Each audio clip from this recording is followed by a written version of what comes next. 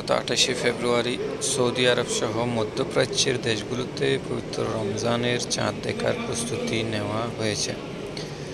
ওই দিন আকাশে নতুন চাঁদ দেখা মিললে পরের দিন শনিবার তথা পহিলা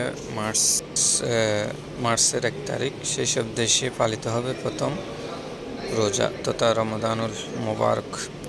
আর এমনটি হলে মধ্যপ্রাচ্যে ও ইসলামিক বিশ্বের কোটি মানুষ প্রত্যক্ষ করবেন চন্দ্র ও সৌরমাস একসঙ্গে শুরু হওয়ার বিরল ঘটনা, যেটি প্রতি ৩৩ বছর পর পর মাত্র একবার ঘটে থাকে। মানে এবার আরব বর্ষপঞ্জিকায় রমজান মাসের প্রথম দিন আর ইংরেজি বর্ষপঞ্জিকার মার্চ মাসের প্রথম দিন একই দিনেই হবে, অর্থাৎ দুটি পঞ্জিকার নতুন মাসের প্রথম দিন একসঙ্গে হবে। এটা একটা বিরল, খুব দীর্ঘ সময় পরপরই হয় এরকম।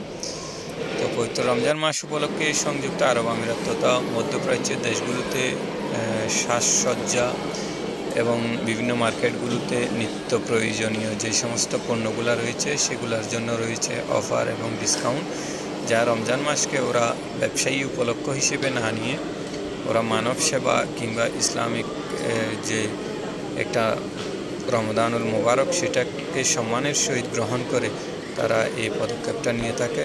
সংযুক্ত আরব আমিরাত থেকে মোহাম্মদ দিদারুল আলম। আসসালামু আলাইকুম ওয়া রাহমাতুল্লাহি ওয়া বারাকাতুহু। সবাইকে রমাদানুল মোবারকের শুভেচ্ছা এবং অভিনন্দন। অগ্রিম রমাদানুল মোবারক।